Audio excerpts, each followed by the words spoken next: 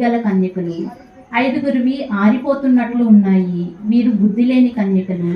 తమ డివిటీలు వెలుగుతున్న బుద్ధిగల కన్యకలను చూసి తక్కిన కన్యకలు, మీ నూనెలో కొంచెము మాకు ఇయ్యుడి, మా డివిటీలు ఆరిపోతున్నాయి అని అడుగుతున్నారు.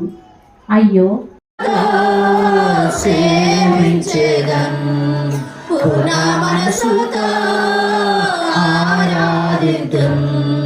పూర్ణ బలముతో సేవించేదన్.